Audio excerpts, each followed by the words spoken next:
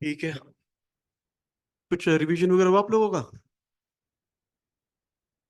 है? हुआ कुछ? आप कर रहे हो रिवीजन कुछ? आपको ज्यादा जरूरी है ना, पहली बार पढ़ रहे हो ना, आपको ज्यादा जरूरी है। आप लोग कर रहे हो रिवीजन कुछ? थोड़ा बहुत? थोड़ा बहुत ही हो रहा है अभी भी? ठीक है। अभी तक तो कोई डाउट नहीं रहा यहाँ तक? यहाँ तक तो कोई डाउट नहीं है आपको तो? नहीं है अभी तक? आपको समझ में आ रहा है, स्ट्रेटेजी बन रही है कुछ? ठीक है, से आप रोज रिवीजन करते रहो। Revision is must. रिवीजन से ही आपको चीजें दिमाग में बैठेंगी, वरना कंपाइल होता जाएगा डाटा, किसी काम का नहीं होता बाद में वो। ठीक है, तो करते हैं आगे। हमने चंद की पॉलिटिकल हिस्ट्री पढ़ ली थी। चंद का एडमिनिस्ट्रेशन पढ़ लिया था, जिसमें उनका बाइफरकेशन दिखा था कि स्टेट कैसे बाइफरकेट हो रहा है अलग अलग चीजों में। और हमने चंद रेवेन्यू शुरुआत की थी हमने ना। ये चंद रेवेन्यू 1/6 था, और मेजरमेंट ऑफ लैंड के आधार पे होता था। जीवला वगैरह बीघा, सॉरी बिस्वा, और वो नाली पे, नाली या मुट्ठी के आधार पे लैंड मेजरमेंट होता था। और 1/6 टैक्स रेट था जो फिक्स था upon two measurement of land. ठीक है। अब देखो, मेजरमेंट ऑफ लैंड हो गई। अब देखो, कलेक्शन कैसे होता है बेसिकली। ठीक है, मैं आपको वैसे बताता हूँ। सबसे ऊपर देखो, मैं पहले ही बता चुका हूँ, राजा होता है आपका, राजा है, किंग होता है। ठीक है। स्टेट की सभी लैंड का मालिक ये है, ऑल लैंड रेवेन्यू इसका होता है। तो बोर्ड विजिबल नहीं है ऊपर को, थोड़ा आप नीचे लिखेगा। बनी जाएगा।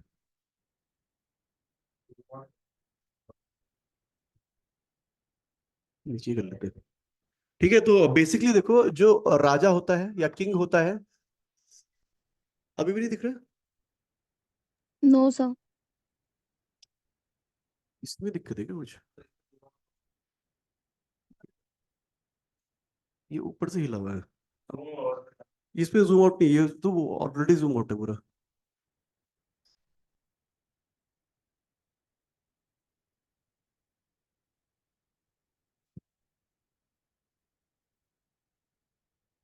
नीचे लिख लेते हैं और हम्म, यहाँ से दिख ही जाएगा। थोड़ा अभी भी नहीं है।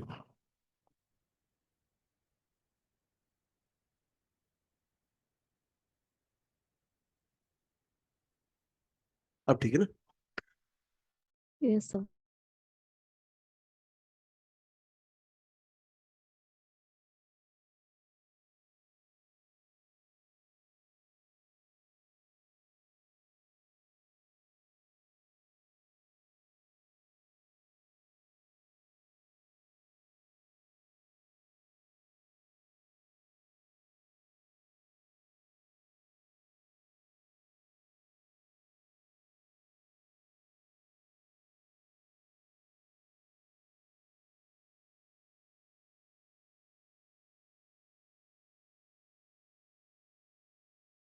सर क्लास फ्रीज हो गई है बस।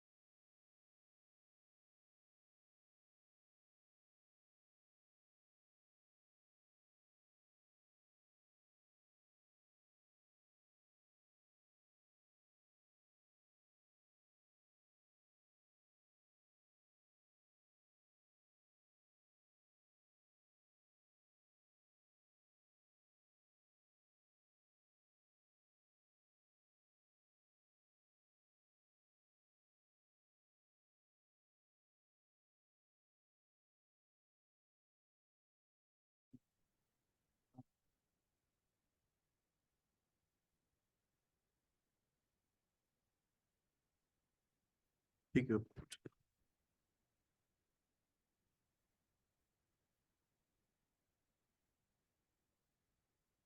ठीक है, अब आ रहा है ना आपको, वीडियो और ऑडियो आ रही है आपको? Yes sir. तो ठीक है। ठीक है, तो बेसिकली हमने देखा था टैक्स 1/6 वगैरह होता था। टैक्स लेते कैसे हैं, तो वैसे बताता हूँ मैं आपको।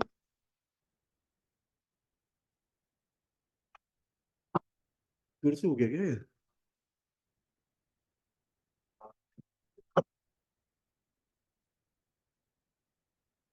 ठीक है, तो बेसिकली एक राजा जो होता था या किंग जो होता था एम्पायर का, तो सारा लैंड रेवेन्यू इसके पास इकट्ठा हुआ। ठीक है, तो ये क्या हो गया, बेसिकली एक तरह से पूरी स्टेट के लैंड का मालिक ये हो गया। ठीक है, अब इसने क्या कर रखा है, जो किंग है इसने अपना एम्पायर बांट रखा है छोटे छोटे, रेवेन्यू पर्पज के लिए बात कर रहे हैं। ठीक है, एडमिनिस्ट्रेशन हमने देखा था, परगना वगैरह मंडल और देश वगैरह थे।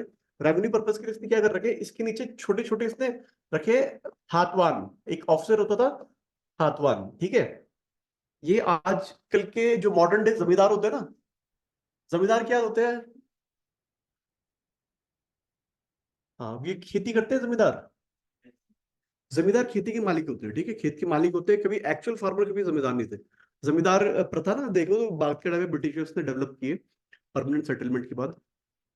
लेकिन जमींदार क्या होता है कि एक एरिया है, उसकी सारी जमीनों का मालिक जमींदार है, उसके नीचे खेती में किसान काम कर रहे हैं। ठीक है, तो जमींदार मॉडर्न डे थातवान जमींदार, मतलब मॉडर्न डे जमींदार हो गए। इसके नीचे देखो दो होते थे लोग, एक होते थे खाईकर और एक होते थे सीरतान। ठीक है, खाईकर और सीरतान, ये दोनों एक्चुअल फार्मर्स है।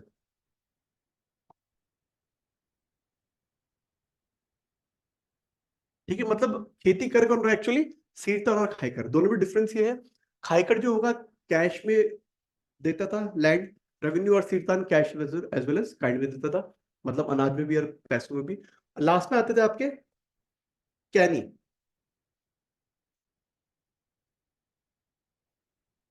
ठीक, कैनी आते थे, कैनी कौन होते थे, ये फार्मिंग स्लेव्स होते थे, जो मैंने आपको लिखा है ना रुद्रचंद्र के टाइम पे थे। रुद्रचंद्र के टाइम में दो दिखाया मैंने, एक तो डोमेस्टिक स्लेव होते थे छयोड़े और छेड़ी, एक होते थे कैनी जो कि फार्मिंग स्लेव होते थे। तो ये एक स्ट्रक्चर होता था।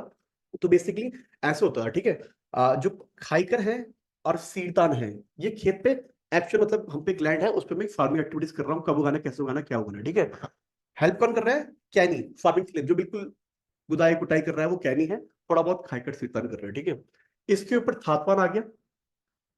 ठीक है, जैसे जमींदार की उस जमीन को जमीन बोलते हैं ना, जमींदार किसका मालिक है, जमीन का मालिक। वैसे थातवान किसका मालिक था, थात का मालिक। ठीक है, थात मतलब एक पीस ऑफ लैंड, एक बड़ा पीस ऑफ लैंड जिसके अंदर ये काम कर रहे हैं। तो थातवान पे आता था कैनी से ये जो उगाते थे ये टैक्स देते थे यहाँ थातवान पे, और थातवान सारा कलेक्शन करके राजा पे देता है। ठीक है, तो यही स्ट्रक्चर चला आ रहा था। और टैक्स में पहले बता चुका हूँ 1/6 था, और based on the measurement of land. Clear इतना? तो ये लिख लेते हैं थोड़ा। इसी में जो लिखा रहा था ना मैं कल रेवेन्यू पॉलिसी, उसमें पैराग्राफ चेंज करके लिखना।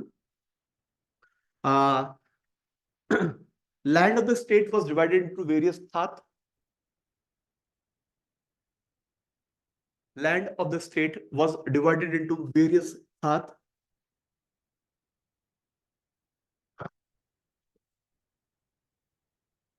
comma each thaat was under a thaat 1,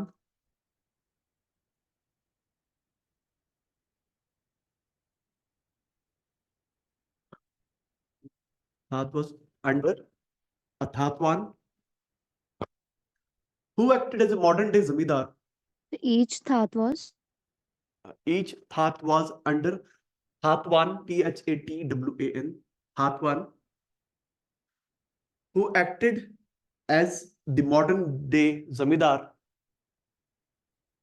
who acted as the modern day zamindar, and his main duty was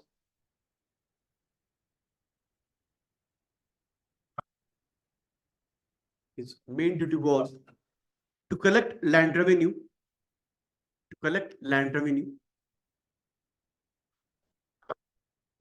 and deposit it into royal treasury.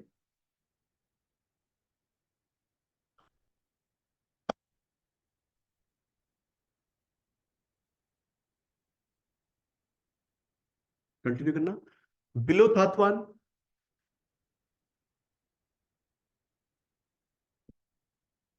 Below thaatwan, ये khaikar and sirtan,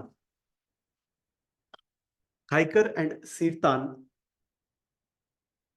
khaikar and sirtan were the people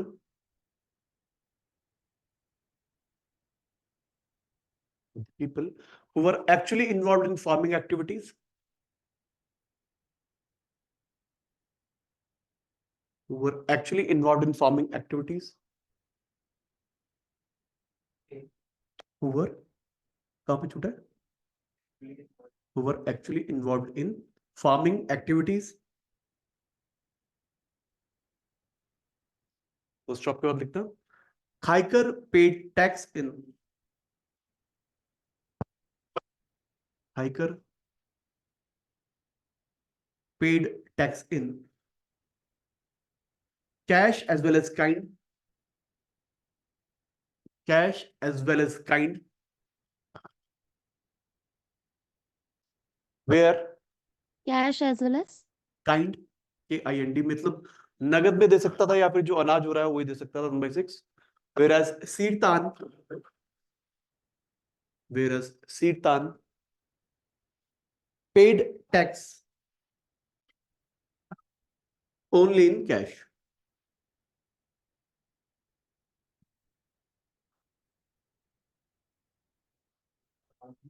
नहीं cash पे दे रहा है केवल, आयकर दोनों में दे सकता था, सीरतान पे था, आप कैश पे दोगे केवल, ठीक है। लिखना, below them, kaini were like farming slaves, kaini were like farming slaves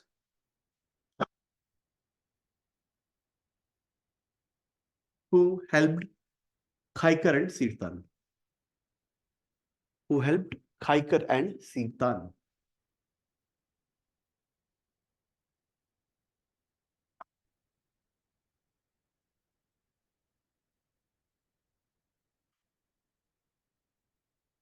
clear इतना? तो ये बेसिकली इनका लैंड रेवेन्यू सिस्टम था, जो हमने देख लिया, टैक्सेशन रेट क्या था, मेजरमेंट यूनिट क्या थी, और लैंड कैसे डिवाइडेड था for the purpose of revenue, ठीक है, रेवेन्यू पॉलिसीज के लिए। राजा, राजा, हाथवार, नीचे खाइकर सीरतान और लास्ट में कैनी, ठीक है।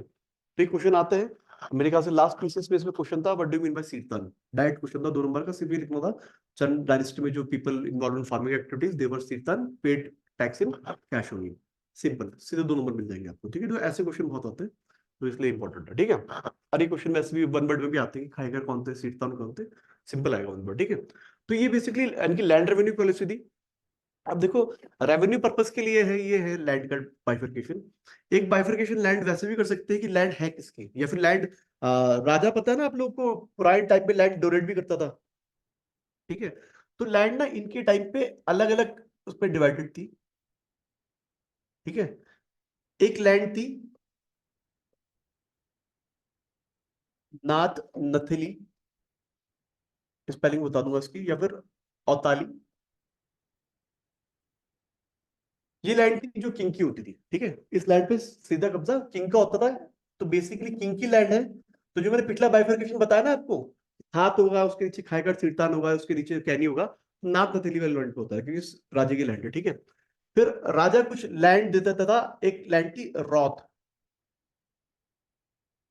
ठीक है। रॉथ मतलब कि जो राजा के मिलिट्री में कुछ एक्सेम्पलरी वॉरियर होते थे, जो अच्छा ब्रेवरी का एक्ट करते थे, तो रॉथ भूमि उसे दान दी जाती थी, ठीक है। और सोचो कि warrior died in the battlefield, उसे जो भूमि दी जाती थी तो बोलते थे मरो रॉथ, मरने के बाद दी गई रॉथ। तो बेसिकली उसका क्या था, वो आपकी लैंड हो गई, उसमें जो आप उगाओगे खाओगे पियोगे वो आपका भरण पोषण के लिए, ठीक है, लाइवलीहुड के लिए। तो रॉथ होती थी। और तीसरी लैंड डोनेशन के लिए होती थी, आपको पता ही है, रिलीजियस डोनेशन हमेशा रही है, इसे हम गूंठ बोलते हैं, विष्णु प्रीति बोलते हैं,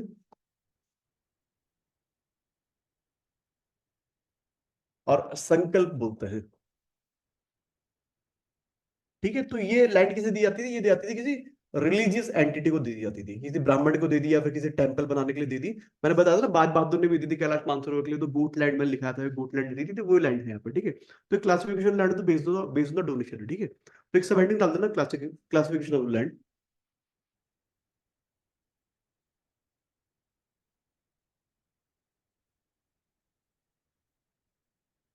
क्लासिफिकेशन ऑफ द लैंड।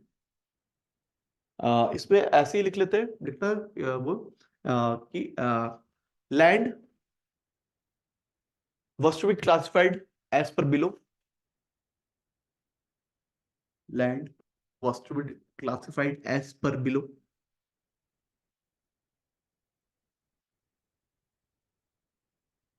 देखो first one is nath nathli slash autali. Nath nathli slash autali, नाट भी बोलते हैं, एक ही बात है, नाथ नथली औताली। Autali is another name for nath नथली।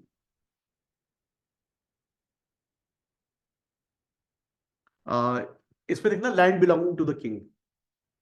Land belonging to the king, ये लैंड किंग की होती थी। तो जो हमने लास्ट लिखा ना रेवेन्यू पॉलिसी जो बाइफिकेशन कर रखा था वो नाथ नथली भी होता था।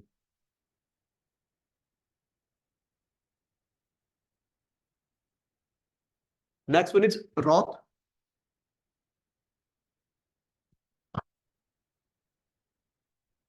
इसमें लिखना land donated to a person, land donated to a person who showed an exemplary act of bravery, who showed an exemplary, showed an extraordinary लिख लो अगर वो बता रहा है, who showed an extraordinary act of bravery, comma, if posthumous, posthumous is मरणोपरांत, ठीक है, if posthumous, POSTHUMOUS, posthumous, if posthumous, then this land was called as मरुरौत, ठीक है, ऐसे लिखने से मरुरौत,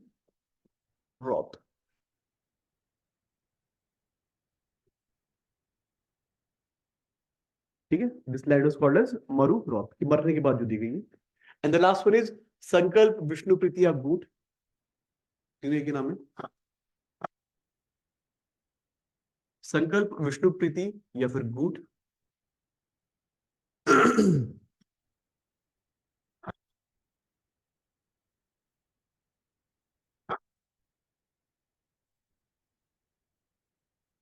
ठीक है, इसमें लिखना लैंड डोनेटेड टू टेम्पल, ब्राह्मण, सेंट,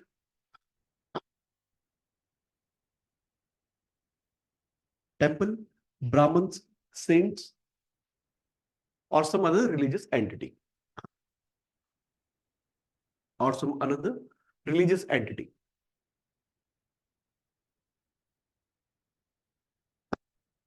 ठीक है, क्लियर इतना। तो क्लासिफिकेशन ऑफ लैंड कर दी हमने चंद्र डायनेस्टी के टाइप में, ठीक है। तो क्लासिफिकेशन लैंड हमने रेवेन्यू में किए, थाप वाला हिसाब किताब, और ये जो हमने डोनेशन वाले लैंड देखे, ठीक है। तो ये हमारा ये इनका हमने एडमिनिस्ट्रेशन पढ़ लिया, रेवेन्यू पॉलिसी पढ़ ली, क्लासिफिकेशन लैंड पढ़ ली। इनके टैक्सेशन रिजाइम देखते हैं। टैक्सेशन रिजाइम बेसिकली कि भाई टैक्स कौन कौन से थे, यहाँ से बहुत क्वेश्चन बनते हैं। चंद्र टेनिस, सॉरी, टैक्सेशन रिजाइम।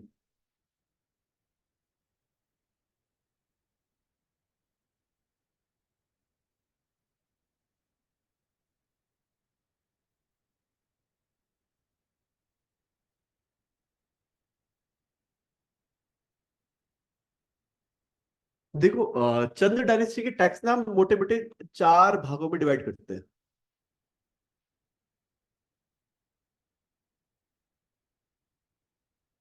ठीक है। सबसे पहले हम करते हैं लैंड टैक्स, ठीक है। इस पे मैं लिखाऊंगा तुम्हें, यहाँ पे मेंशन कर देना एक ग्राफ बना के, फिर इसके बारे में डिटेल में बात कर देंगे। सिरती, बेकर, कूट, तीन टैक्स आते थे बेसिकली लैंड टैक्स में, ठीक है। फिर एक टैक्स होता था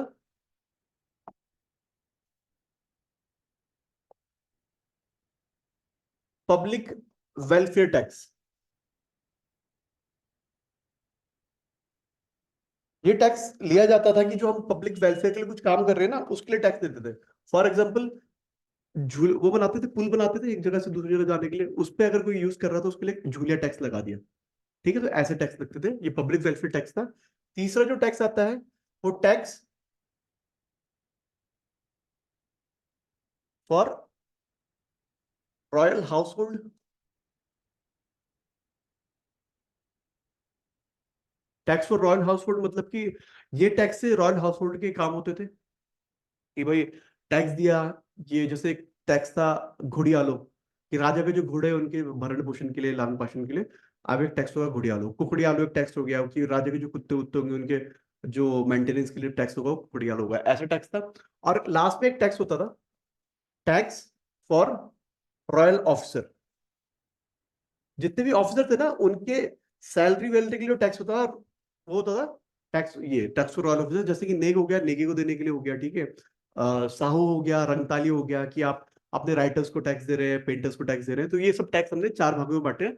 तो ये टैक्सेशन डिजाइन में चलती है, ठीक है। तो ऐसे लिख लो कि लिखना ड्यूरिंग चंद डायनेस्टी या फिर इन चंदा administration,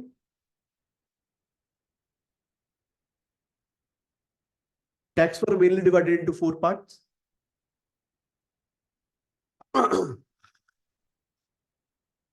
Tax were mainly divided into four parts. First one is land tax, ठीक है। लैंड टैक्स में लिख लो तीन टैक्स है मेनली, सिरती, बेकर एंड कूट। सिरती इज SIRTI, सिरती, SIRTI, सिरती। ऐसे सिरती,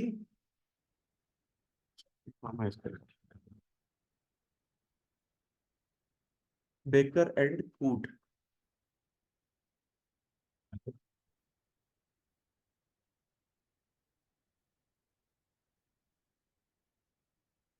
ठीक है। तीन टैक्स है लैंड टैक्स में, सिरती, बेकर एंड कूट। Next one is public welfare tax.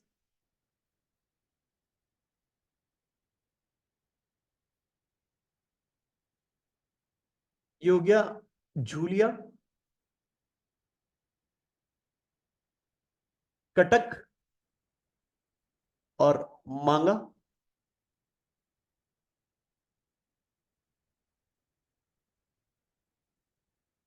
Julia, Cuttack and मांगा। थर्ड हो गया tax for royal house hold.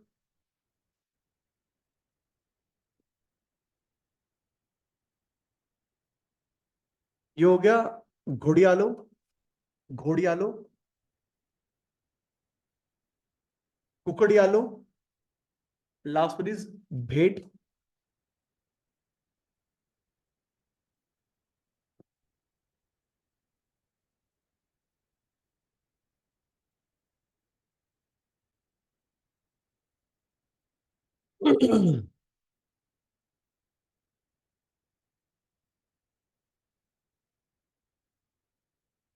ठीक है, the last one is tax for royal officers.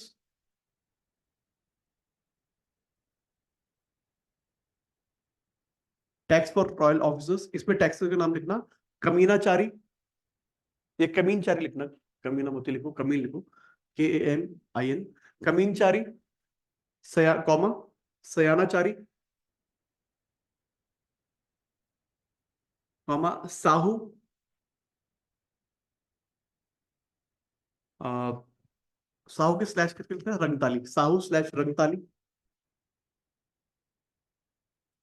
Comma, गरखा स्लैश नेगी, GARKHA, गरखा स्लैश नेगी, नेग बल्कि नेग, गरखा स्लैश नेग। अगला कॉमा, बाजनिया, बाजनिया, BAAJ, सॉरी ZANIYA, बाजनिया। The last one is baazdar, BAAZDAR, बाजदार। ठीक है, तो ये जो हमने टैक्स थे ना, मोटे मोटे चार्ट पार्ट में बांट दिए, land tax, public welfare tax, tax for royal house holder, tax for royal officer. इसके अलावा एक दो टैक्स और है, खानी खपीनी से टैक्स में अलग से एक दो लिखा दूंगा। तो इनके बारे में एक एक लाइन लिख लेते हैं, टैक्स क्या क्या है बेसिकली। वन वर्ड में डायरेक्ट क्वेश्चन आता है, ठीक है। हाँ, दस्तूर नहीं, एक ही चीज होगी दस्तूर। गुरखा टाइम पे हम ज्यादा बोलते हैं, नहीं अगर दस्तूर एक ही है तो गुरखा टाइम में दस्तूर स्लैश नेक करा दूंगा, या फिर नेक स्लैश वो कराया ना मैंने घर का, अब दस्तूर स्लैश नेक कर लेंगे एक ही टाइम, ठीक है। ठीक है, तो लिखते हैं एक एक करके, लिखना सिरती, एक एक करके लिखते हैं। सिरती जो उन्होंने लिखा ना, SIRTI, सिरती, ये लिखना। Land tax in, land tax in cash, land tax in cash. अगला है बेकर, BEKAR, बेकर। ये है land tax in food grain, मतलब काइंड में दे रहे हैं, land tax in food grain. तीसरा है कूट,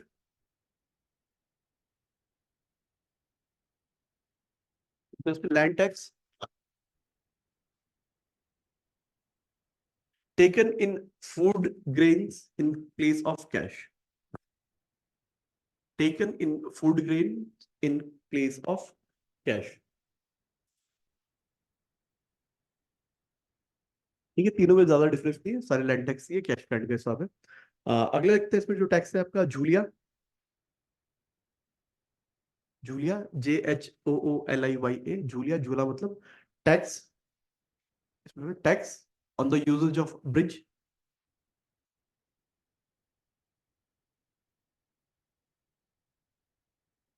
ठीक है, जूलिया। अगला है कटक, लिखना कटक, tax for the maintenance of army.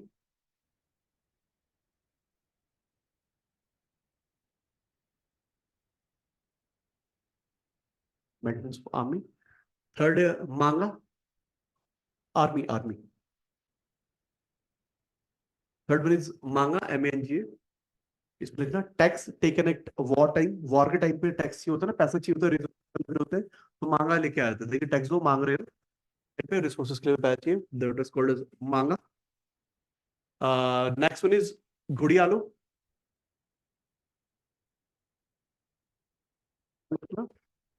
Tax taken for king's horses.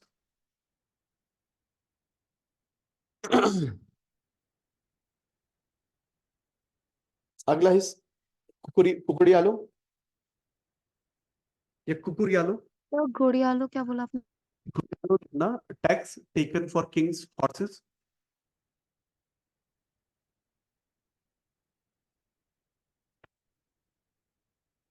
अगला है कुकुड़, मेरे ख्याल से KUR, कुकुरियालो।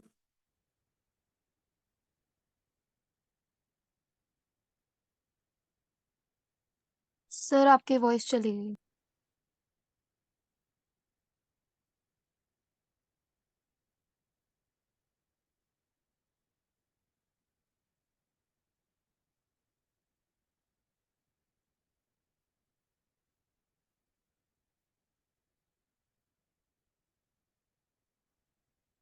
आ रही है वो सब? Yes sir. कुकुरियालो लिखा है, कुकुरियालो लिख लिया। अगला है भेट, सर कुकड़ियालो में क्या बोला आपने? Tax taken for Kings dogs, या किंग्स डॉग्स की मेंटेनेंस वगैरह जो होती है, tax taken for Kings dogs. Next one is भेंट, BHENT, भेंट। भेंट का मतलब पता है, गिफ्ट होता है। जैसे क्या होता था, किंग या प्रिंस कभी किसी गांव या किसी परगना के दौरे पे गए, तो उन्हें वहां के जो लोकल चीफ्स होते थे गिफ्ट देते थे, तो उसे भेंट बोलते थे। ठीक है, तो वही लिखना है, एग्जैक्टली एज टैक्स नहीं है, तो वो वॉलंटरी है, इनवॉलंटरी है। और टैक्स हमेशा वॉलंटरी होता है ना, बस, कि आपको देना ही देना है।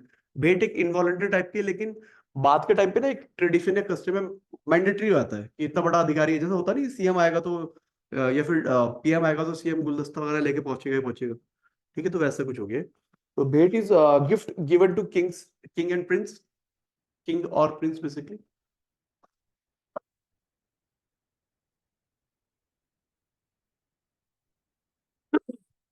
ठीक है, next one is kamin Chari.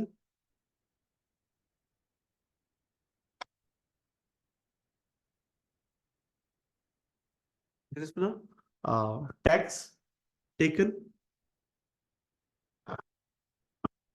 For royal officer kamin. ठीक है, फॉर रॉयल ऑफिसर कमीन मतलब उसकी पे, उसके मेंटेनेंस के भत्ते होते हैं, इन सब चीजों के लिए। और अगला कमीन चारी लिखा ना, अगला लिखना सयाना चारी, ये भी लिख लो, वही tax taken for royal officer kamin, sorry sayana. ठीक है, सयाना लिख देना। अगला लिखा है हमने, मेरे ख्याल से साहू/रंगताली लिखा है। Sahu slash रंगताली।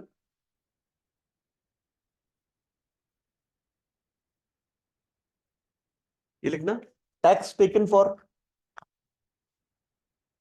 Royal authors and writers, जो राइटर होते थे, हिस्टोरियन होते थे, इंटेलेक्चुअल्स होते थे, उनके लिए साहू रंगताली लेते थे।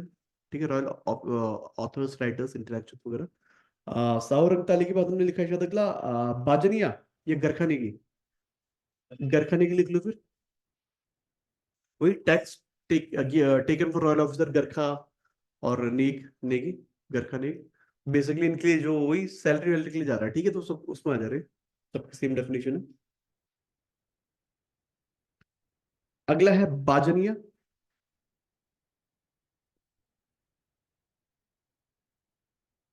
Tax taken for, tax taken for entertainers like dancers, dancers के लिए लेते थे बाजनिया।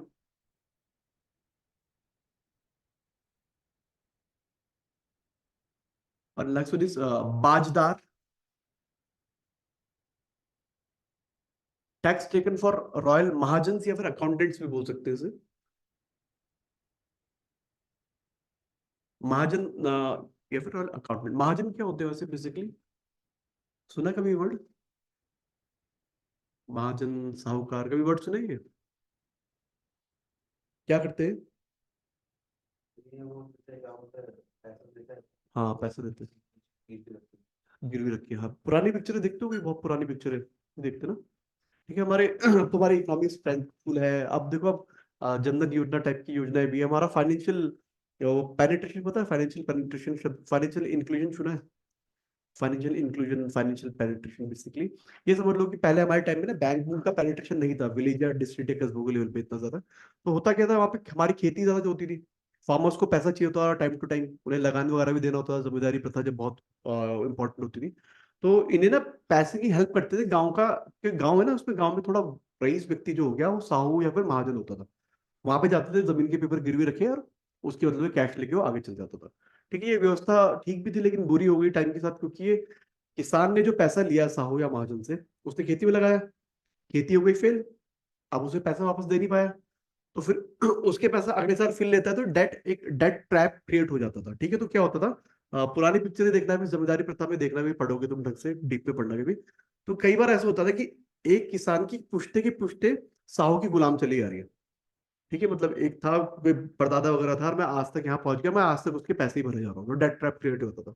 ठीक है, तो वो साहू और महाजन होते थे, इससे कोई मतलब नहीं, वैसे बता रहा हूँ आपको। ठीक है। तो ये बाजदार थे। एक और टैक्स देखो, राखिया।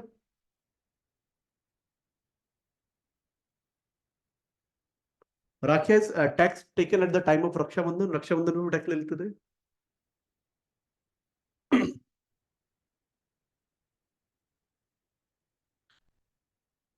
द लास्ट वन इज खानी खपीनी। खानी खपीनी। ठीक है, ऐसे जैसे,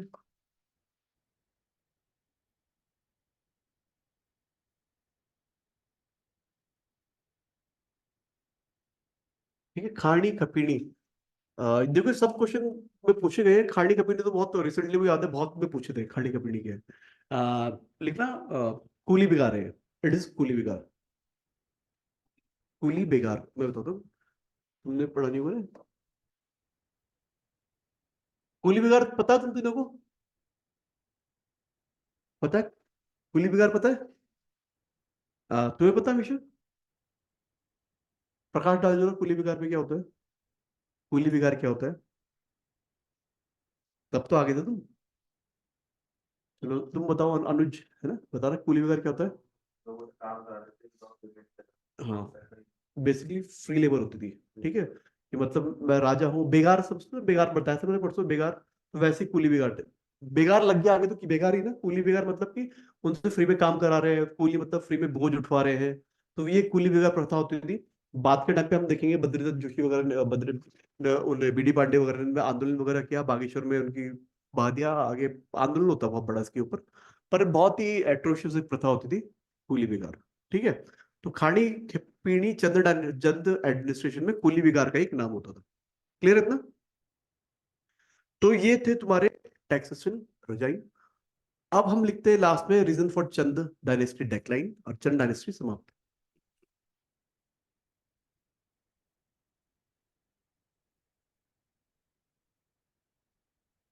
तो टॉपिक क्या लिखना है? Reason for the decline of Chand dynasty.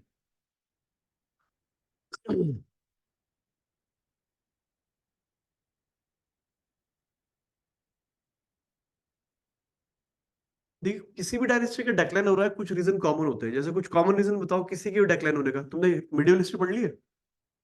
पढ़ ली? मुगल डायनेस्टी के डेक्लाइन के कारण बताओ कुछ।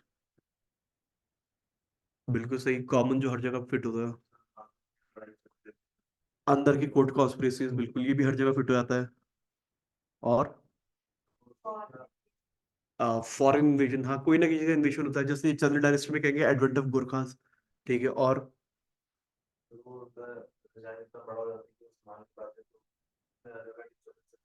हाँ, तो वो इंटरनल इंटरनल डिस्टर्बेंस में हमने कोर्ट कॉन्स्पिरेसीज मान ली, वो बड़े उसमें लिख सकते हो, चंद्र डायनेस्टी छोटे उसमें मत लिखना है, क्योंकि हमारा छोटा सा है ना। अब मुगल में लिख सकते हैं कि भाई औरंगजेब ने इतना मुंह में भर, औरंगजेब के कहते हैं ना, औरंगजेब ने इतना मुंह में भर लिया कि ना उसने उगला ही गया ना निगला ही गया। तो वो बड़े एम्पायर में कहेंगे बात, चंद्र डायनेस्टी में इतना नहीं कहेंगे। और बहुत कॉमन रीजन, वीक आर्मी, या फिर आपकी रॉयल ट्रेजरी एम्प्टी हो गई, ये सब चार पांच रीजन कहीं भी फिट कर देना, हर जगह फिट हो जाता है। ठीक है, थोड़ा सा कॉमन सेंस किया तो वही हम लिख रहे हैं क्या क्या होता है। ठीक है, तो इनमें लिखना फर्स्ट फर्स्ट पॉइंट वही, इनकैपेबल सक्सेसर या वीक सक्सेसर।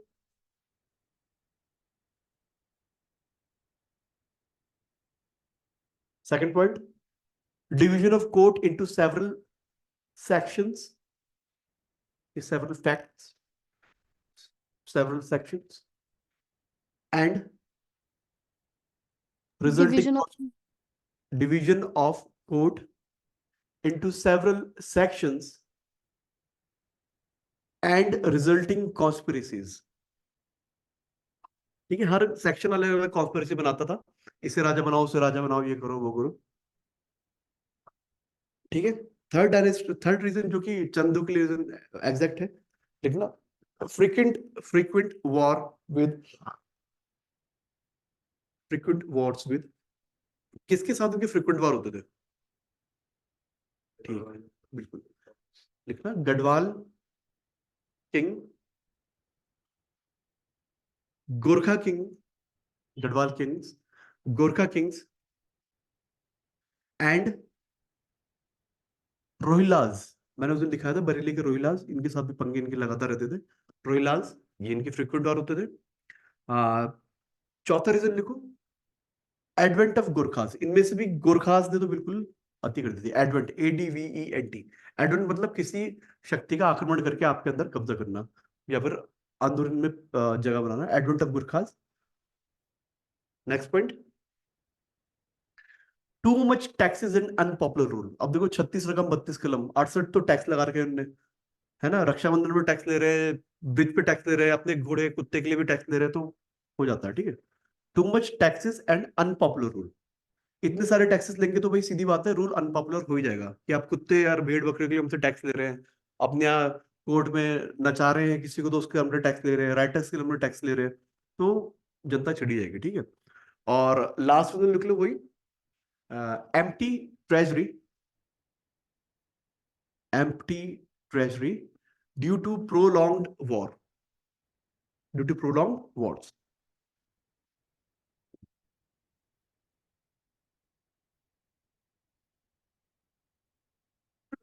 क्लियर इतना? क्लियर हो गया इतना? तो ये आपकी चंद्र डायनेस्टी होगी कंप्लीट। हम गुरखास करेंगे अभी, तो उससे पहले मुझे एक बताओ, आप किस चीज की प्रिपरेशन कर रहे हो? अच्छा, यूपीएससी। अच्छा, वैसे यूपीएससी पीसीएस ज्यादा टारगेट आपका है ना? यूपीएससी या फिर पीसीएस लोअर भी, बाकी तो होते रहेंगे। आपका क्या टारगेट है सचिव वाले के लिए? वो तो गया। आप क्या टारगेट अगला? Group C, upper lower PCS है? पीसीएस है आपका टारगेट, क्या है? पीसीएस यूपीएससी, आपका तो बैंक है अभी फिलहाल, पीसीएस यूपीएस में जाने का मन नहीं फिलहाल। ठीक है, तो सबसे पहले सलाह देता हूँ, आप लोग जो काम कर रहे हो ना कॉपी में, आपके अलावा ब्लैंक पेज पे लिखना शुरू कर दो। अगर किसी भी पेपर, ऐसे पेपर की तैयारी कर रहे हो जिसमें मेंस देना है आपको, तो ब्लैंक पेपर में लिखो। मेंस पे कभी इन पेपर में मेंस नहीं लिखा जाता। तो जब तुम पहली बार मेंस लिखते बैठोगे ना, तुम्हारी लाइन एक ऐसे जाएगी, एक ऐसे जाएगी, एक ऐसे जाएगी। तो इससे अच्छा है कि अभी जो आपके नोट्स है आपके सीधे बन रहे हैं अभी, पहली बार लिखोगे तो फिर दिक्कत आएगी वरना। ठीक है, तो सबसे पहले उसमें लिखना शुरू कर दो। और दूसरी बात, जितना लिख सकते हो लिखो। अगर जिससे भी मेंस देना है, किसी का भी यूपीएससी, पीसीएस, अपर लोअर, कुछ भी मेंस देना है, तो लिखने की जितनी हो सकती है उतनी प्रैक्टिस करो, और वो कैब बढ़ाओ अपनी जितनी हो सकती है। वो कैब, स्पीड राइटिंग खास तौर पे। यूपीएससी लिखोगे या पीसीएस भी लिखोगे यहाँ का ना, तो सबसे बड़ी प्रॉब्लम यहाँ के उत्तराखंड पीसीएस में आती है, आपको पेपर पूरा नहीं होता। बहुत मुश्किल से पेपर पूरा होता है आपका। यूपीएससी में भी, यूपीएससी में थोड़ा ये है कि लिखना तो नहीं पड़ता, सोचना ज्यादा पड़ता है। तो ये है कि राइटिंग स्पीड जितनी अच्छी होगी बहुत फायदेमंद रहेगा आपके लिए आगे चल के। ठीक है, तो वैसा है, कुछ यूज करो इसे। ठीक है, तो बेसिकली ये कुछ है। आप देखो, हम गुरखाज पढ़ेंगे। आप थोड़ा आइडिया तो देखो, हमने अभी तक कुमाऊं मेन पढ़ा है। ठीक है, जैसे कि हमने शुरुआत की थी किससे, कार्तिकेय डायनेस्टी से। कार्तिकेय डायनेस्टी जोशीमठ से शुरू हुई थी, चमोली से। हालांकि बाद में वो बागेश्वर चली गई थी। फिर कत्यूरी डायनेस्टी भी बागेश्वर में रही, ये भी कुमाऊं में ही है। ठीक है, फिर चंद्र डायनेस्टी भी अल्मोड़ा साइड चंपावत रही, ये भी कुमाऊं में ही है। तो हमने जो पढ़ी है अभी डिटेल में, क्या पढ़ी, कुमाऊं हिस्ट्री। तो कुमाऊं हिस्ट्री अगर हम देखेंगे ना, तो सबसे पहले कार्तिकेयपुर,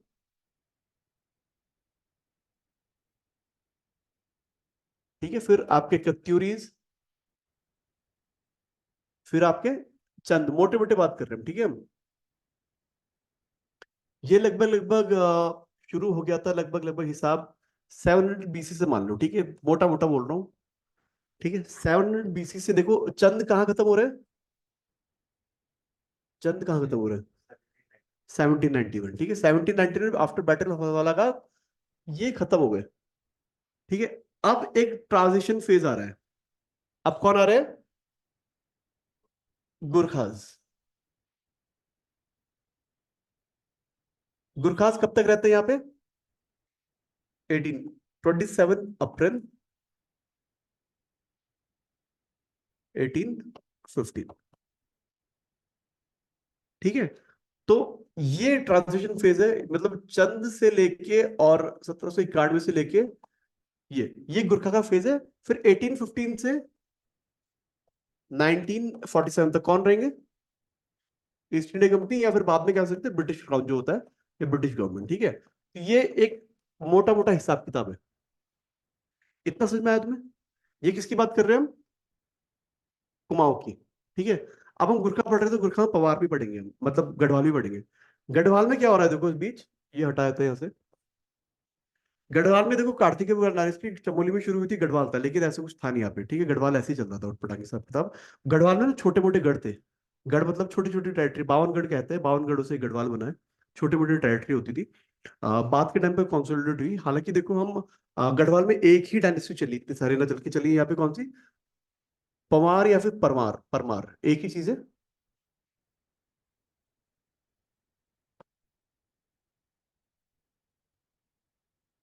ठीक है, ये डायनेस्टी चली है, और ये लगातार चली लगभग। देखो ये शुरू हुई थी 888 एडी से, मानते हैं, ये शुरू हो गई थी। इसमें भी बीच में गुरखा रूल आया है। इसमें गुरखा रूल कब आया देखो, 1804 में एक बैटल ऑफ खुड़बड़ा हुई थी। बैटल ऑफ खुड़बड़ा में गुरखा ने किसे हराया था, किस पवार किंग को हराया था, प्रद्युम्न शाह को हराया था, जो वीर गति को प्राप्त हो गए थे। ठीक है, 1804 में कौन आ गया गढ़वाल में, गुरखा।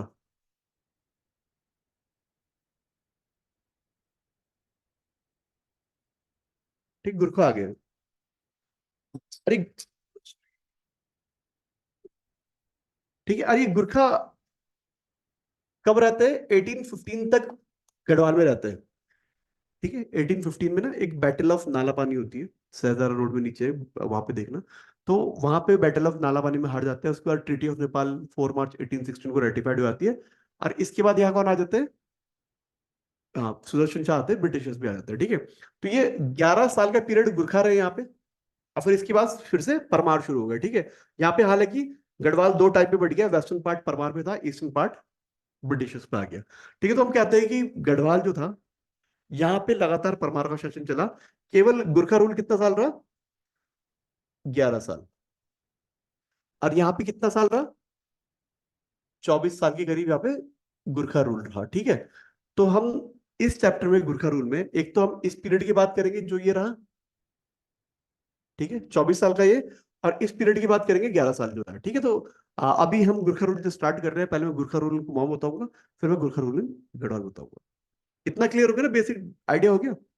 तो गुरखा अगले हेडिंग डालते हैं, अगला चैप्टर लिखना, गुरखा रूल।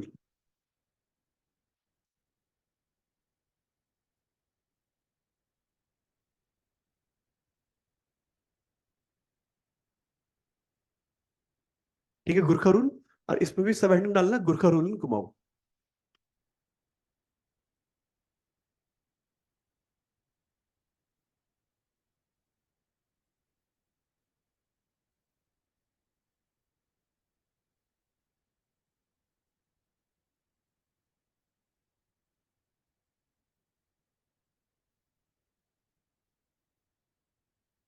ठीक है। इसे ऐसे लिखेंगे, टाइम पीरियड बता रहा हूं मैं आपको, और यहीं पे थोड़ा सा डाटा दे दूंगा। बैटल ऑफ हवालाबाग हुई थी कब? 18 अप्रैल। 18 अप्रैल 17। ठीक है, यहां से क्या स्टार्ट हो गया? गोरखा रूल इस डेट से स्टार्ट हो गया। ठीक है। हालांकि कुछ किताबों में 1719 मिलेगा, कुछ और डेट मिलेगी, लेकिन ये मोस्ट ऑथेंटिक डेट है जो मानी जाती है। ठीक है, बैटल ऑफ हवालाबाग। और ये गोरखा रूल खत्म होता आफ्टर ट्रीटी ऑफ कुमाऊं। ये कब हुई थी? 27 अप्रैल 1815। ठीक है, तो ये गोरखा रूल का टाइम पीरियड है इन कुमाऊं। ठीक है, तो ऐसे बनाओ, ये टाइम पीरियड है। बैटल ऑफ हवालाबाग में किन नेपाली रूलर ने किसे हराया वो यहाँ पे लिखा रहा हूँ। ट्रीटी ऑफ कुमाऊं किस किस के बीच हुई यहाँ पे लिखा रहा हूँ। मैं बाद में अलग से लिखाऊंगा, तो यहाँ पे क्लियर हो जाएगा आप लोगों को। ठीक है, बाद में जब कहानी बनाओ तो समझ में आ जाएगी हालांकि। और अभी ये लिख लो। ठीक है, बाद में बताओ मुझे गढ़वाल, जब मैं गोरखा रूल गढ़वाल में पढ़ा दूंगा ना, फिर एक नेपाल गोरखा रूल का मैं तुम्हें एक हिस्टोरिकल वो दे दूंगा, टाइमलाइन की, कब आए थे, कब इनने कुमाऊं पर अटैक किया, गढ़वाल में अटैक किया, वरना कंफ्यूजन रहेगा। अभी के लिए लिखो, बैटल ऑफ हवालाग से ट्रीटी ऑफ कुमाऊं तक हुआ, दोनों की डेट में बता दिए।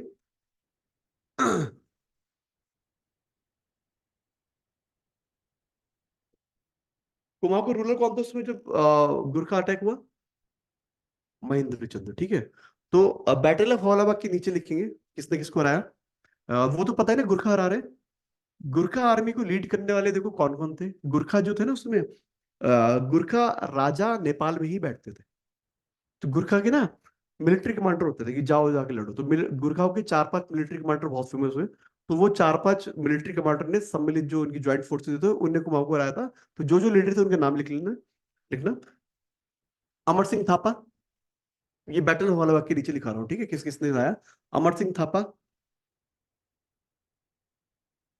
कॉमा हस्तिदल चौतरिया। चौतरिया, CHAUTARIYA। ठीक है, चौतरिया बेसिकली ना जो नेपाली रॉयल फैमिली को बिलोंग करता था, उसका टाइटल चौतरिया होता था। ठीक है, मैं ये लिखाऊंगा आगे में। चौधरी, कौमा, शूरवीर थापा,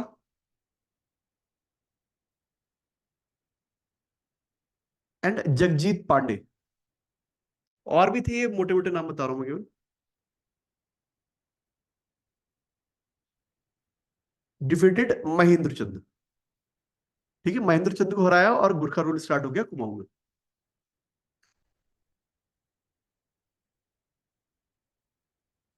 ठीक है। इसमें आते हैं ट्रीटी ऑफ कुमाऊं में किसने की थी, देखो। कर्नल ई गार्डनर, E. गार्डनर।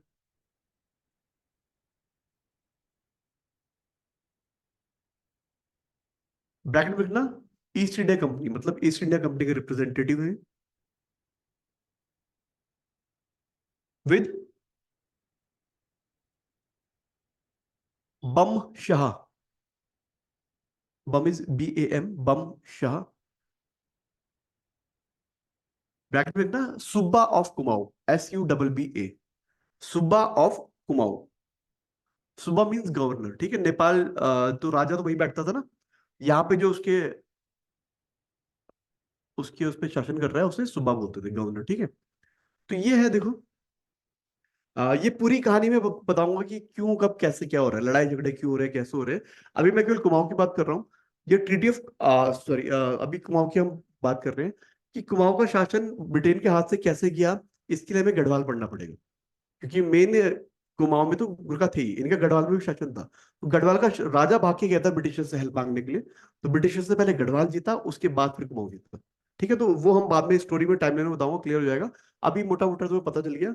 अब गुरखे रूल की हम बात करेंगे, किस रूलर के टाइम पे गुरखा से अटैक हुए हमारे गढ़वाल पे। ठीक है। और सूबा क्या होता है, मैंने बताया आपको, सूबा क्या होते हैं, गवर्नर जो अपॉइंट होते थे वहां से, नेपाल से। ठीक है, तो कौन कौन तो सूबा रहे यहाँ पे कुमाऊं में, उन्होंने क्या क्या काम किया, इस पे क्वेश्चन बहुत भर भर के आते हैं। और प्लेन डाटा है, कुछ नहीं है, जो मैं बताता हूँ लिखते जाओ और बाद में रटते जाओ, ठीक है। इतना क्लियर है, तुम्हें आइडिया तो हो गया क्या हो रहा है। ठीक है, तो लिखना शुरू करो। Prithvi Narayan Shah.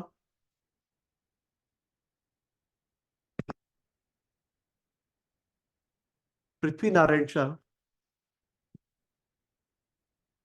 who is also called as founder of modern Nepal, who also called as founder of modern Nepal,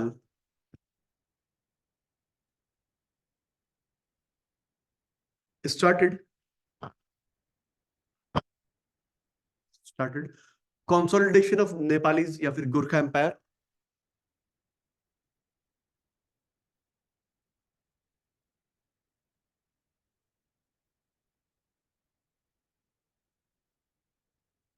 stop आगे लिखना, during the reign of during the reign of रण बहादुर शाह, ये भी राजा थे वहां के, ड्यूरिंग द रेन ऑफ रण बहादुर शाह,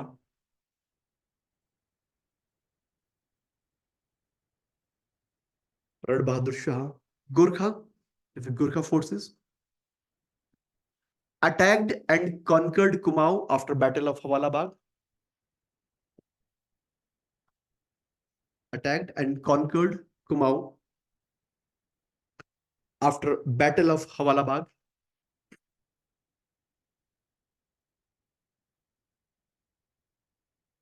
आगे लिखना, Gorkha ruled with an iron hand over Kumaon,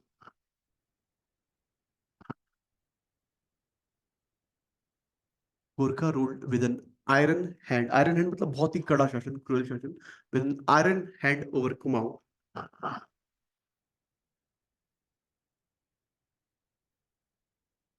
and their atrocious and cruel rule and their atrocious and cruel rule is often termed as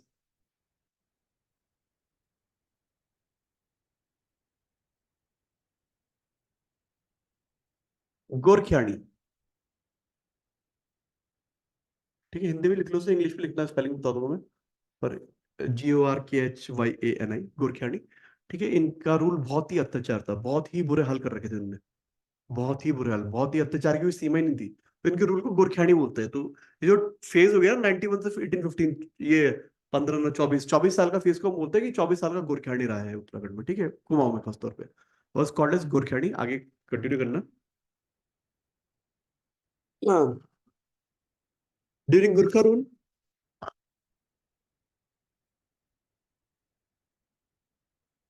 Gurkha rule, person related to Gorkha royalty, person related to Gorkha royalty मतलब गोरखा जो royal blood के जो लोग होते थे, Gorkha royalty was called as chautariya, CHAUTARIYA, chautariya, and and person person responsible for ruling Kumaon was called as Subba. Was called as Subba, Subba. In other terms, in other words, Subba acted as governor of Kumaon.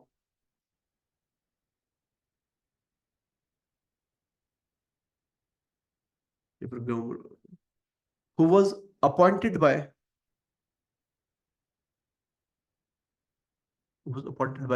King of Nepal, King of Nepal, on advice of Nepalese PM. Appointed by Appointed by King of Nepal on advice of his PM. Prime minister भी होता था उनका, तो उनकी advice पे। ठीक है, इतना क्लियर है? तो देख लिया। देखिए पृथ्वी नारायण, ये क्वेश्चन आते हैं कि मॉडर्न फाउंडर नेपाल, बहुत मॉडर्न फाउंडर तो बहुत डीप में कभी ग्रुप से पूछा तो ठीक है, पृथ्वी नारायण चाहते हैं, लेकिन ये क्वेश्चन जरूर आता है नेपाली की किंग कौन था उस समय जब पहली बार गुरखाओं ने कुमाऊं पे आक्रमण करके जीत लिया। बैटल ऑफ औरंगाबाद के टाइम पे कौन था? रण बहादुर शाह थे। तो ये हमने लिख लिया है यहाँ पे। और गोरखियाड़ी क्या था? सिंपल बात, ये मेंस में क्वेश्चन आते हैं कि what do you mean by gorkhiyani. तो basically atrocious and cruel rule of Gurkhas was called as often termed as gorkhiyani. ठीक है, तो सिंपल भी बात थी। और चौतेरिया कौन थे? जो कि रॉयल ब्लड के लोग थे, ठीक है, राजशाही लोग थे, उन्हें चौतेरिया बोलते थे। और सुब्बा कौन थे? Governor was called as Subba. ठीक है, तो अभी देखो हम कुमाऊं में पढ़ रहे थे, सुब्बा ऑफ कुमाऊं पढ़ेंगे। जब ये गढ़वाल जीत लेंगे तो सुब्बा ऑफ गढ़वाल भी पढ़ेंगे। इनमें क्वेश्चन आते हैं कि first subba of Kumaon was who, या फिर किस सुब्बा था जिसने टांड कर लगाया, फिर किस सुब्बा के टाइम पे मंगल की रात गुजरी। ऐसे से बहुत क्वेश्चन बनते हैं। तो मैं कुछ इंपॉर्टेंट सुब्बा लिखा रहा हूँ एक एक लाइन में। उनका टाइम पीरियड नहीं लिखा रहा हूँ, टाइम पीरियड नहीं पूछते। ठीक है, उनके और एक एक लाइन में थोड़ा सा कॉन्ट्रीब्यूशन जो क्वेश्चन पूछे जा सकते हैं। ठीक है, तो पैराग्राफ चेंज कर रखना, इंपॉर्टेंट सुब्बास ऑफ कुमाऊं।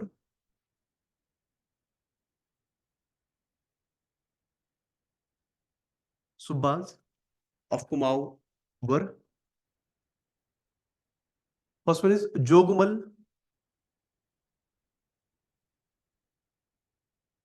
जोगमल, इसमें आगे लिखना, he was first subba of Kumaon.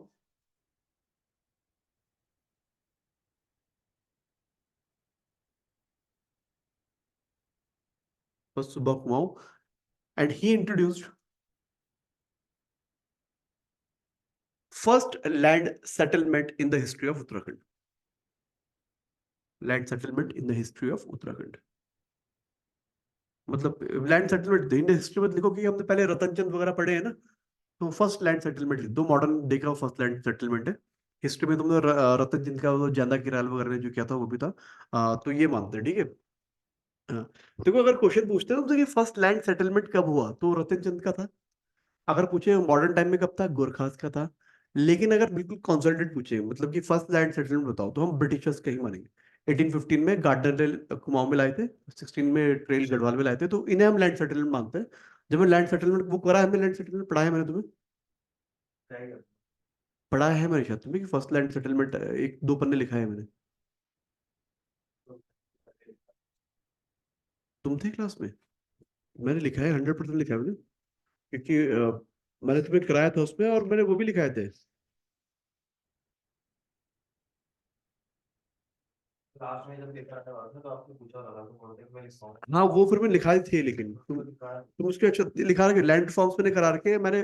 Forest के टाइप पे थे तुम, टाइप्स ऑफ सॉइल और फॉरेस्ट करा रहा था जिसमें मैं।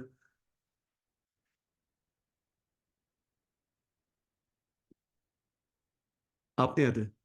आप भी नहीं आते हमेशा?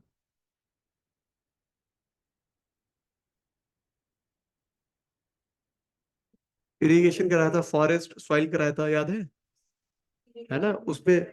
फॉरेस्ट सॉइल के बाद मैंने लिखा रखा है land reform chapter. In total 12 land reform से 1812 से शुरू कर रखा मैंने। 1812, 1815, 1816। दिखाने पर कॉपी अपनी।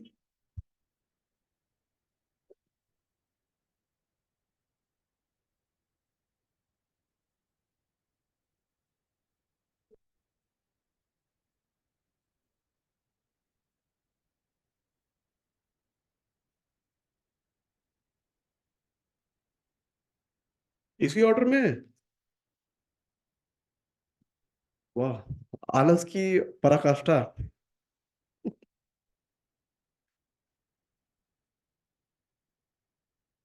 तुम्हारी नोट्स पूरी नहीं हुई।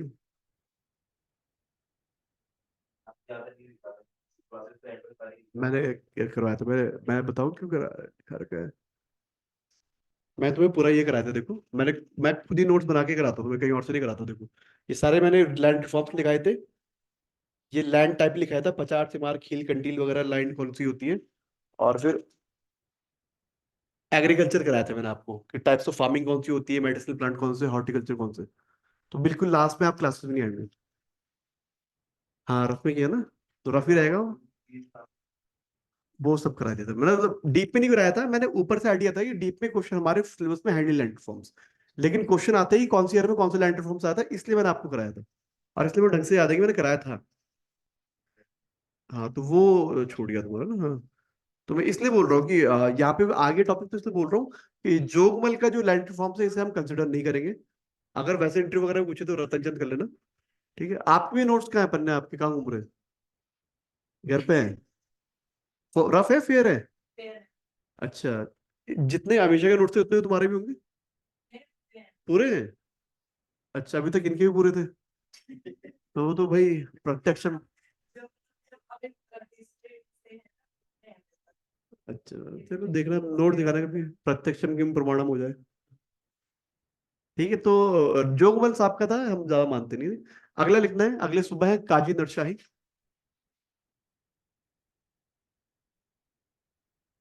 काजी नरशाही, काजी QAZI, नरशाही NARSHAHI।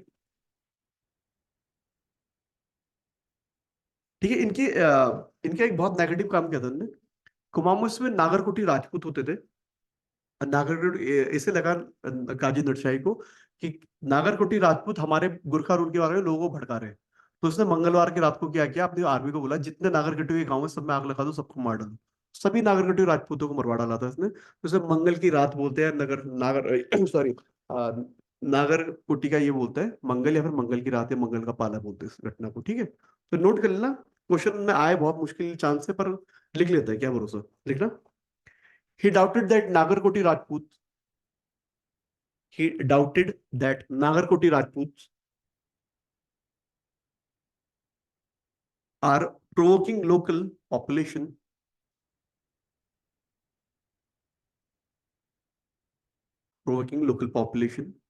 against Gurkha rule.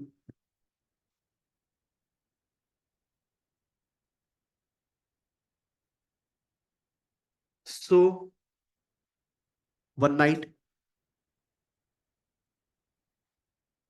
he ordered genocide of Nagarkotis. So full stop cut. So one night he ordered genocide of Nagarkotis, या mass execution of Nagarkoti Rajputs. Ordered genocide, GENOCIDE। Mass murder जब होता है ना किसी ethnicity को देखकर, तो genocide term करते हैं। Genocide of Nagarkotis. This incident is known as,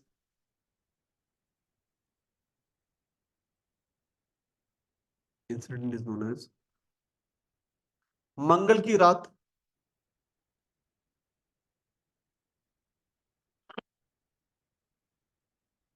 और नरशाही का मंगल,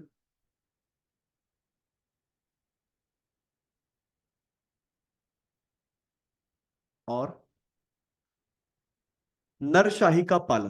ठीक है, हिंदी में लिख लो तो हिंदी में लिख सकते हो, जो आपको चलेगा। नरशाही का पाला, पालना, पाला, PALA। ठीक है, तो ये घटना इनसे रिलेटेड है। अगला देखो, सिब्बा अजब सिंह खवास। अजब सिंह खवास, KHAWAS। इनका कुछ कंट्रीब्यूशन नहीं है। आ, जिनका कंट्रीब्यूशन नहीं बता, याद रखना कई बार क्रोनोलॉजिकल ऑर्डर में लगाने के लिए आ जाते हैं। ठीक है, अजब सिंह खवास थे। फिर अगले है अमर सिंह थापा।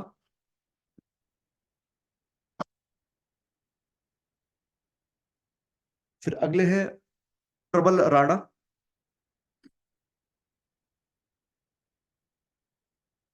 फिर अगले है बमशाह। ठीक है, ये वही बमशाह है जो बाद में टीटी कुमाऊं करेंगे। ठीक है, पहला टर्म का ये था, बाद में 15 में फिर आएंगे वापस से बमशाह। बमशाह के बारे में लिखने ने एक इंपॉर्टेंट किया था, he imposed a tax called,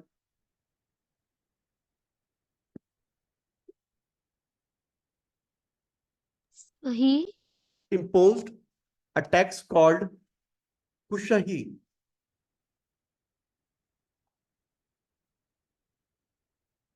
He imposed a tax called kushahi on Brahmins, on Brahmins। ठीक है, देखो पहले टाइम से ना, एंशियंट टाइम से ब्राह्मणों में भी टैक्स नहीं लगाया जाता था, क्योंकि देखो ब्राह्मण कुछ करते वरते तो थे नहीं, पूजा पाठ किया कहीं जो मिला थोड़ा बहुत, तो उनका कुछ ऐसे कुछ बहुत बड़ी संपदा थी नहीं ब्राह्मणों पे। ठीक है, तो उन पर टैक्स भी नहीं लगाते थे। ऊपर से ब्राह्मण ने अपना को पोर्ट्रे कर रखा था, हम हाइट सोसाइटी के, तो हम टैक्स वैक्स देंगे नहीं। तो जब भी किसी इतिहास में किसी ने ब्राह्मणों में टैक्स लगाया तो बहुत उसका नाम वाम हुआ है, जैसे कि फिरोज शाह तुगलक ने ब्राह्मणों में टैक्स लगाया, या फिर यहाँ पे इसने कुशही टैक्स लगा दिया बमशाह पे, तो ये इनका नाम आ जाता है। या फिर ये ऐसे भी आता है कि कुशही टैक्स किससे लिया आता था, तो ब्राह्मण से लिया आता था, बमशाह ने लगाया था। ठीक है, तो ये था। अगले हैं इनके, फिर से अजब सिंह खवास आ रहे हैं।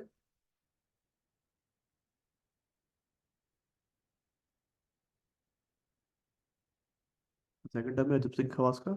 अगले आ रहे हैं धौकल Singh बसनियात। धौकल, DHAUKAL, धौकल Singh SINGH, बसनियात BASANYAT, धौकल Singh बसनियात। इसके बारे में ये लिखना, he was murdered by his own soldiers. He was murdered by his own soldiers. Soldiers का बड़ा बुरा व्यवहार करता था, गोरखाओं का दिमाग खराब होने रात को ये समाप्त कर दिया। अगले हैं रुद्रवीर शाह। रुद्रवीर शाह, इसमें लिखना he imposed a tax called,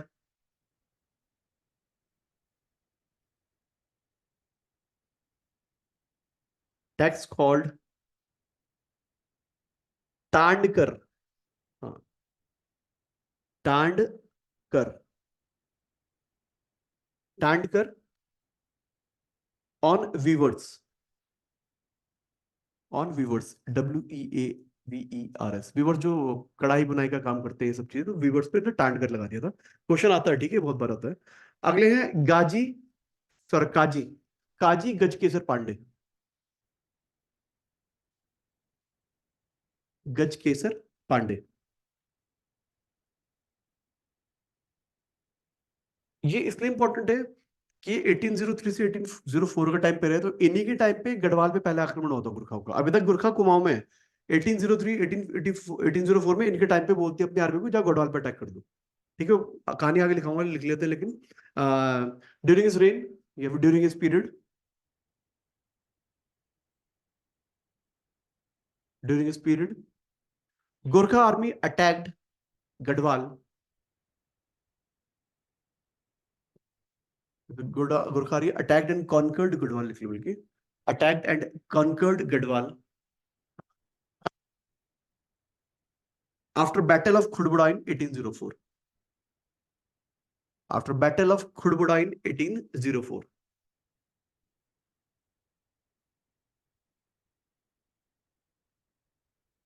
battle of Khudbudda in, ठीक है, खुड़बुड़ा इन 1804। अगले हैं Ritudhwaj Thapa, Ritudhwaj Thapa.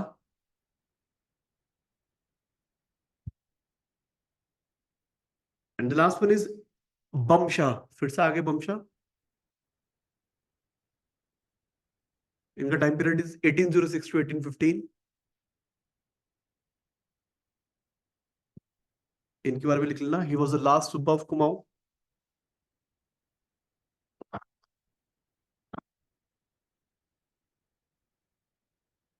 Last Subba of Kumaon, who concluded